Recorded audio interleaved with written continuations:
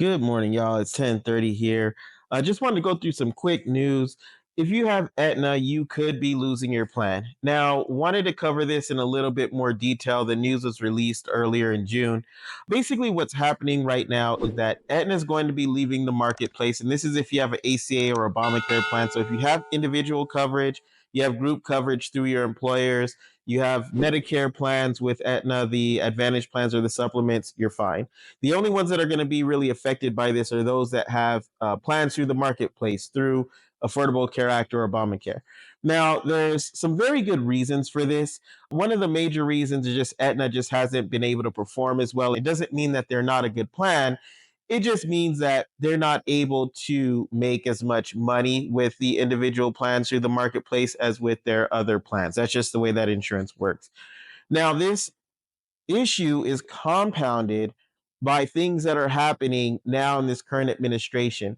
So what happened, because this will affect everybody. So what happened in the Biden administration is they extended the subsidies and the tax credits, making the plans a lot cheaper for everyone that had a marketplace plan that qualified for the subsidies and the tax credits. Well, that's all now starting to expire. It doesn't look like this administration is going to extend those. And so what's going to happen is the cost of the plans are going to go up significantly. What does that mean for you and your family? Is if you're on a plan and you currently have the tax credit and you're getting a subsidy, the cost of your plan is going to be higher.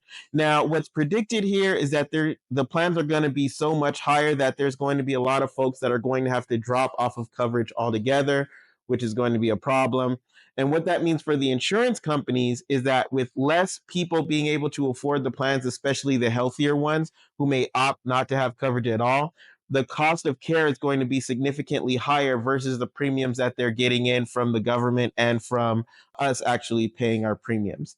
Now, with the other carriers, the Cignas, the Blue Cross Blue Shields, Ambetter, some of the bigger companies, they haven't announced anything yet, but we could see significant changes coming for 2026 because again those tax credits are going to be a lot less and the subsidies are going to be a lot less, so the cost of the plans are going to be a lot more.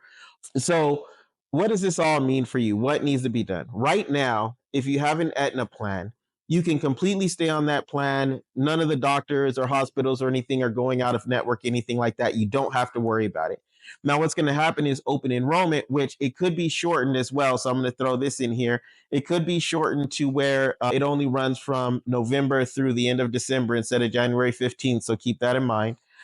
But what's going to end up happening is you need to make sure that if you have an Aetna plan, you get with a broker and see what other plans are out there. I encourage everyone to do that anyway, because the plans do change from year to year.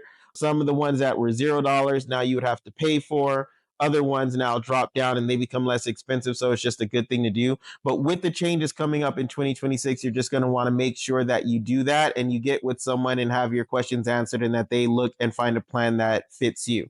Now, if you have doctors that are in the Aetna network and hospitals or clinics that you currently go to, this becomes even more important. If you have questions, you can get with me, anyone on the team, and we can help you find another plan during open enrollment season or if you moved or something where you can still keep your doctors and your clinics and not lose the coverage that you had, especially if you're mid treatment.